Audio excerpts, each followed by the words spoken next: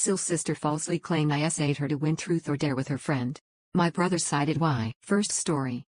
My father contacted me after 15 years of abandonment, crying and begging to reconcile. He told me the reason for his resentment towards me, revealing his terminal cancer. I am unsure what to think of this situation as I just got a message from him a few hours ago. After all this time, my father has been absent for most of my life, with random drop-ins every now and then. Throughout my childhood, I was raised as a single child by my mother, 58F, for most of my life. My parents divorced when I was still a baby, and my mother has tried to marry again at least once from what I can remember, but all her romantic relationships drifted apart after some time. She eventually gave up on finding love in men and shifted her focus to raising me. I wasn't neglected or anything, but her second and last marriage, on further reflection, was bad for her mental health.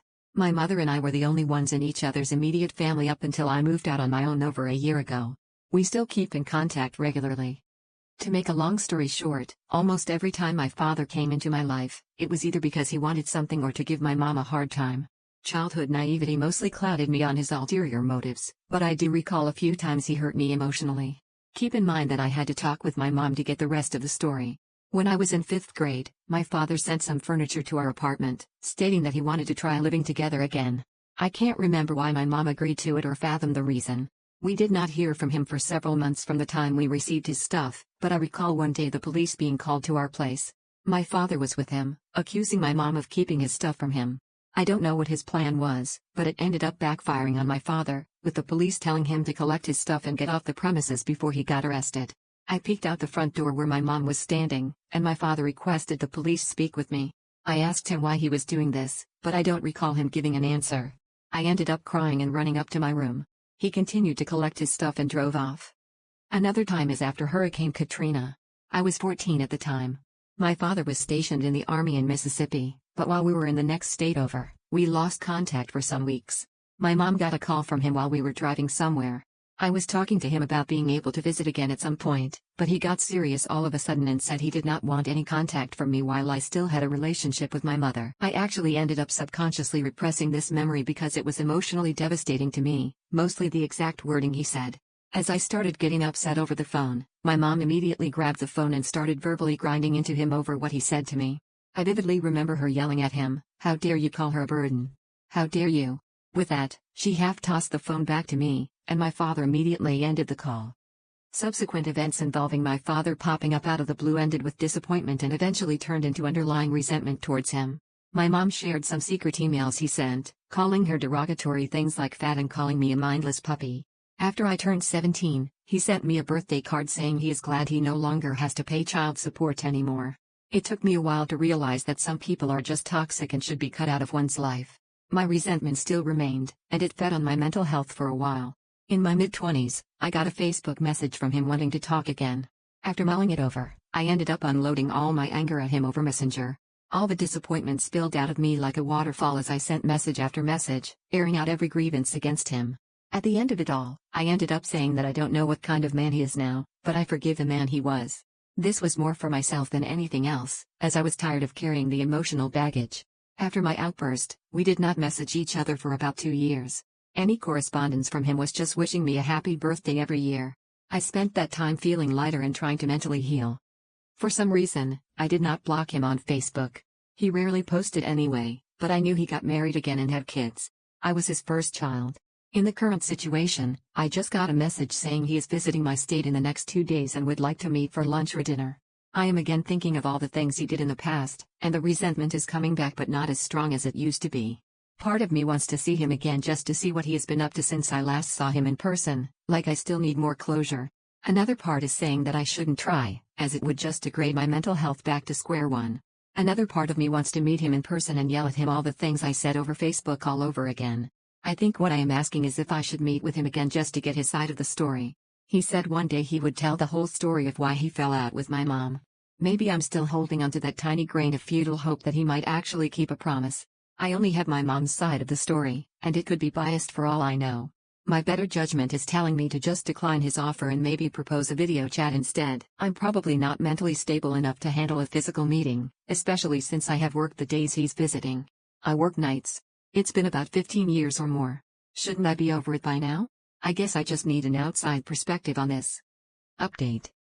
So, I wasn't sure if I wanted to update this, but here it is. I met with my dad at a restaurant of my choosing. When I got there, I barely recognized him. He, on the other hand, recognized me right away. He came up to me and embraced me, crying. Frankly, I wasn't sure what to feel when I saw him. He looked smaller, like he aged 30 years instead of 15 years. The look on his face after he gathered himself looked like one of defeat. A server led us to a more isolated table. It is better to talk things out that way than to have an audience in the middle of the restaurant. I listened to his side of the story. I won't go over the details here, but I will say that I realized that any resentment I had for this man has long since disappeared. I just couldn't bring myself to be angry anymore. Emotions ran high, and I ended up ugly crying a few times right into my chicken ramen. I accepted that both my mom and dad are far from perfect parents and that their issues ended up becoming my issues over the years. As an adult, only I can choose how I let those issues affect me. While some things are hard to get over, I left that conversation feeling lighter than before. We exchanged numbers and even took our first picture together in years. It took me a while to bring up the fact that I started talking to Dad again with my mom, and I did not anticipate her reaction. She was happy that I decided to talk to him again. Frankly, I thought my mom would be somewhat upset about it, but it was the exact opposite. It took her longer to apologize for some things, but I can't really say I was looking for her to apologize for those things. It was more like trying to understand what her line of thinking was at the time. I told both my parents that I was totally fine if they never reconciled with each other, but what was important to me was my individual relationships with both of them. I can still look at Dad as another adult in my life for some advice, as I do not have many of those kinds of people in my life. With the advice of my mom, I decided to spend the Christmas holiday with my dad in Colorado. It had been years since I had seen so much snow. Unfortunately, I couldn't make a snowball without it disintegrating due to the lack of moisture in the mountains. I think I took about 400 pictures the entire time I was there. I met his wife, my stepmom, and some of her family. She was really nice and revealed to me some details about some things that happened over the years of no contact. I should probably mention that in my first conversation with Dad, he revealed he had liver cancer but did not dwell on the details. When I asked his wife about it, she said it was in stage 4 and terminal. He would need a whole new liver for it to be treated completely. I was also startled that he chose not to be on the list for transplants, which even baffled my mom. I think it hit home to me how hurt he must have felt not being in contact with his biological daughters. I have a half-sister from Dad. Story 1. But I never met her. He did not want to continue living. Toward the end of my trip, I let my emotions out about how he could give up so easily on life by not taking every opportunity to fight his cancer. I know it's not my decision to make for him, but I know for a fact that I did not want this to be the last Christmas I actually spent with him. After more ugly crying on my part, he agreed to put himself on the transplant list. I guess I'm glad that I did not pass up the opportunity to get back in touch with him. I have managed to put a lot of emotional baggage behind me since then and I am continuing to feel better about myself. Story 2. SIL's sister falsely claimed I assaulted her to win truth or dare with her friend. My brother sided with her, disowned me, and got me arrested. Now he wants to reconcile after the truth came out, but I cut ties with him and won't see him. I, 22M, live upstairs from my brother and his girlfriend in the same apartment complex. My brother and I were very close. His girlfriend, 21F, I'll call her Betty, seemed to like me. They've been together for about 18 months. Her sister, 16F, I'll call her Erica, came to visit them in early July and she was supposed to stay all summer until school started for her. They grew up mostly in foster care because their parents are drug addicts. Their dad is in prison and has been for about 15 years, and their mother is pretty much on drugs and absent. Her sister lives with foster parents, and when I met her back in July, she told us how she'd been sexually assaulted in foster care. On several other occasions, she volunteered this information. My best friend and I later talked about how it sounds like she's accused a ton of people she's lived with of sexual assault, and we both kind of worried she might someday accuse my brother. One night I came home drunk, and as I was walking up the steps to my front door, I saw Erica sitting on the steps with her laptop. I stopped and said hello for what seemed like 60 seconds. The next thing I know, my brother is up at my apartment the next day asking me what the F have I done. She claims I propositioned her and that she turned me down. Then she said that I groped her and tried to force her into my apartment while making lewd comments. My brother said the cops were called and that I should probably disappear for a while. I stayed.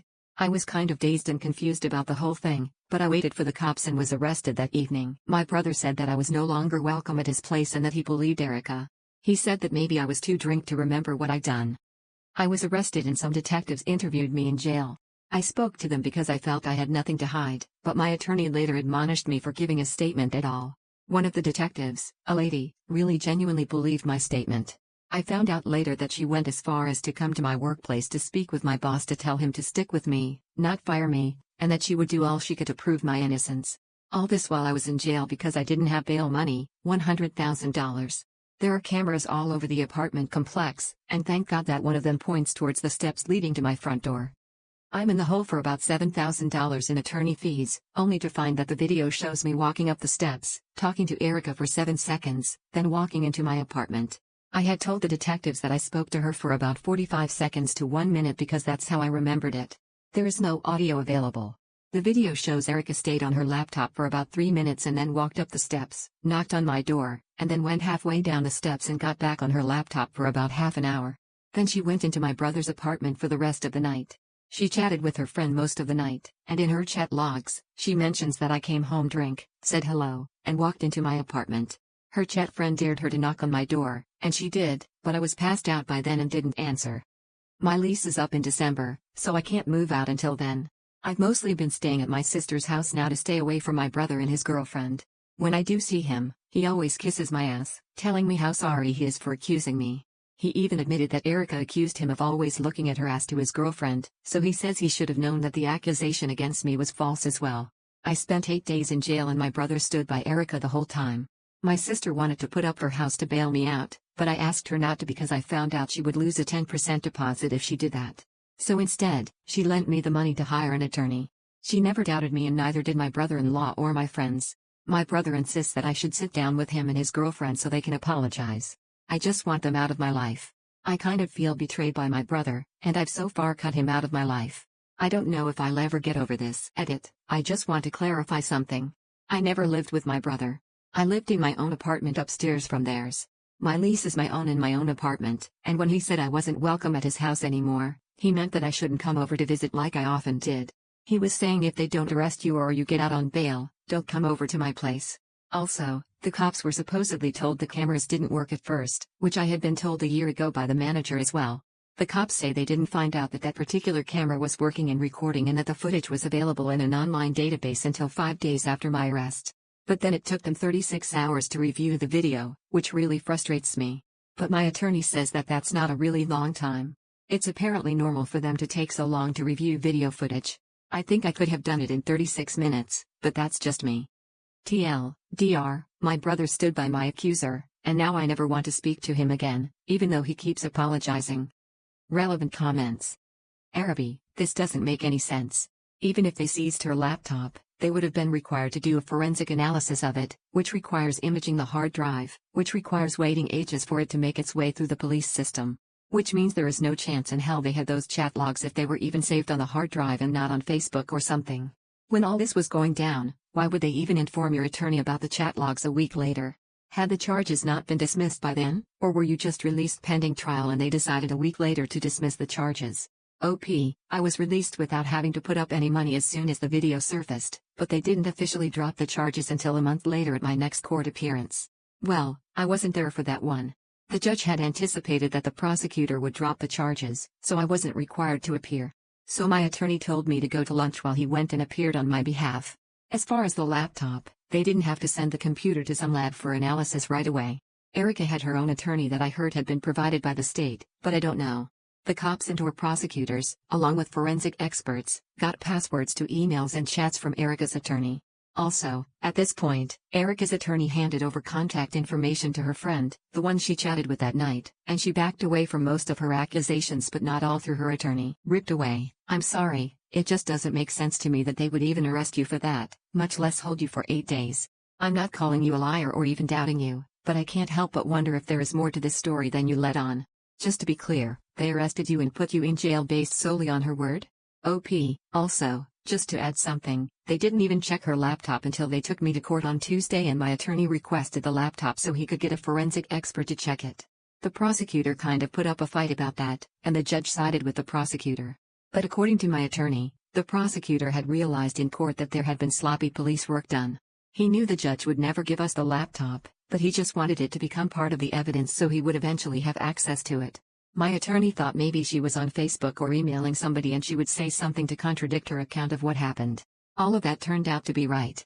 Only then did the cops go and confiscate it from Erica, and then they checked it themselves. Then they told my attorney that they had video and that he would get a copy on Thursday. Then it wasn't until a week after I was released that my attorney said they informed him about the chat logs. It all moved along very slowly. Maybe it happened so slowly because it's kind of a small town and the cops aren't as experienced as, say, the NYPD or LAPD. OP, she showed them bruises on her arms and BRSTs. I don't know where she got those. I never touched her.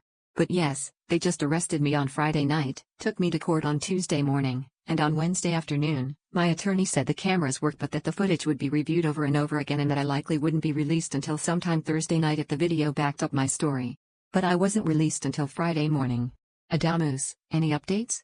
If you don't pursue this, there will be someone else hurt by her accusations. OP, no updates. I asked about having her charged at the police department, but they sent me to the DA's office, and I was told that she would not be charged in the county that we live in, but that she may soon be charged in another county where she's made more than one accusation. So they're forwarding my information about my case to the county that's charging her. From here on out, it's up to them. My entitled family demanded to know which daughter was theirs after seeing both my biological and adopted daughters. When I refused to tell them, they harassed me. So I kicked them out. Now, they are accusing me of selling their granddaughter. I cut ties with the family. I, a single 20-year-old female, gave birth to a baby girl about 2 months ago. At the same time, I adopted a second baby girl who was born about 3 days before the daughter that I carried. I will call the daughter that I didn't carry Rose, and the daughter I carried Lily. I got pregnant with Rose around the same time that my best friend, whom I'll call Anna, got pregnant with Lily. While I was ecstatic about being pregnant, Anna was not. Anna felt that she wasn't in a good place emotionally, financially, or in any other way to have a child. She told me she was considering getting an abortion but wished her child could have a good life somewhere else instead of just being thrown away. Whenever she thought about putting her child up for adoption, she remembered all the stories of abusive adoptive parents. She felt helpless because there didn't seem to be any good answers. That's when we came up with a hesitant plan. We decided that if, after Lily's birth, Anna still didn't feel like she could raise her, I would adopt Lily and raise the girls as twins. Anna didn't want Lily to know she was adopted, but I hated the idea of lying to a daughter of mine.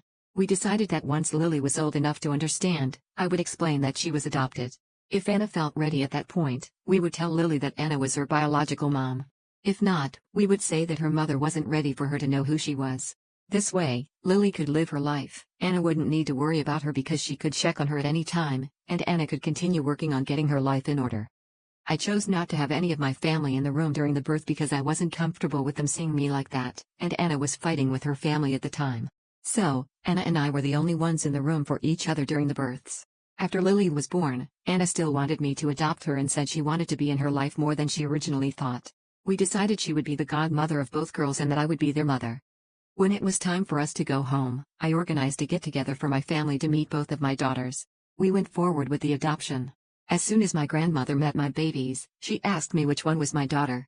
I replied that they both were. She rolled her eyes and said she knew what I meant. I told her that I didn't because they were both my daughters. She got mad and asked me which one was my real daughter. My parents backed her up, saying that I should tell them which daughter I had adopted. I got mad and asked them why it mattered. Both babies are my children. I'm breastfeeding both of them, I named both of them, and I was there through the entire pregnancy for both of them, even if I only carried one myself. This led to a fight, with my family insisting I tell them which daughter is which and me insisting that my grandmother apologize for implying that one of them wasn't my real daughter. My parents told me I was being dramatic, pointlessly stubborn, and ridiculous, and that they just wanted to know which was their granddaughter. I kicked all of them out and said that unless they apologized and stopped asking which daughter was adopted, they would not get to see either of them. After they left, I sent out a text saying that I would tell them which one is adopted when I explained to her that she is adopted. But adopted or not, they are both my children. I reiterated that until I get an apology and they agree to view my daughters equally, they will not see the girls, and I will not be talking to them. I received a massive number of texts ranging from demands to let them see the kids, to telling me how cruel and selfish I was to deprive my daughters of their love, to pleading with me to just tell them which girl is which and let them see my daughters. After a few weeks of this, I had enough. The stress of trying to take care of 2 babies, adopt Lily, and deal with my family was too much. So, I sent out another text saying that I was serious when I said I wouldn't tell them which daughter was adopted.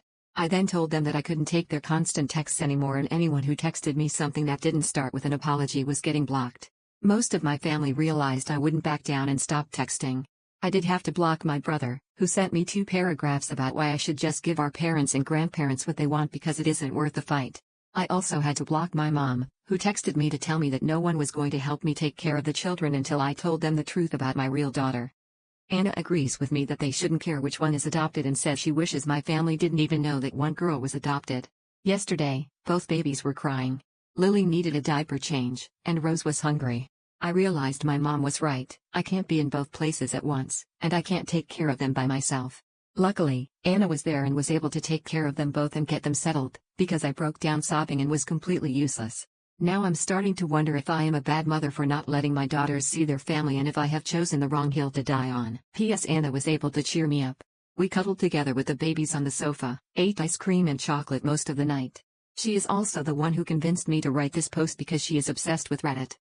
Update. Thank you all so much for the support.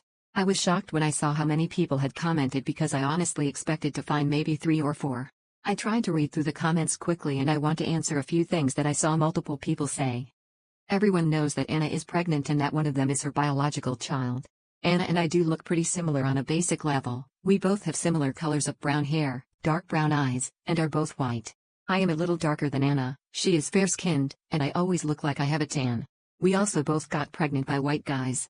To me, at least, it isn't obvious which girl is whose bio kid. Anna had been dating Lily's dad for maybe half a year, but when he heard that Anna was pregnant, he told her that he didn't want anything to do with the child. I got pregnant because I went to a party and was an idiot. I have contacted Rose's father, but he told me to give him time to think, so I have been waiting for him to come around. I have not legally adopted Lily yet. Anna and I have agreed that Lily is my child, and Lily is staying at my house, but Anna is still currently her legal guardian. Right now, we are trying to figure out where Lily's father went. I think I saw several people saying that I don't know how much work 2 babies will be. I definitely did not know what I was signing up for. Anna and I thought we knew it would be hard, but this is not what I was expecting. Anna has been an absolute angel. She is probably the only reason I am still sane right now. After we realized our false expectations, Anna comes over almost daily except for the 2 days before I had a mini breakdown and has fallen asleep at my house a few times while caring for the kids. Another friend of ours, whom I'll call James, has also been stopping by. He doesn't help with the girls because, in his own words, I don't know what to do with a baby, but James makes food and cleans up the house a bit. I am eternally grateful to both James and Anna because I would be lost without them. A lot of you have pointed out that telling Lily when she is old is a bad idea, and I agree with you. That was my idea. I didn't really think about how that could affect her finding out when she was older. I'm going to talk to Anna about this because I don't want to cause my daughter any issues down the line.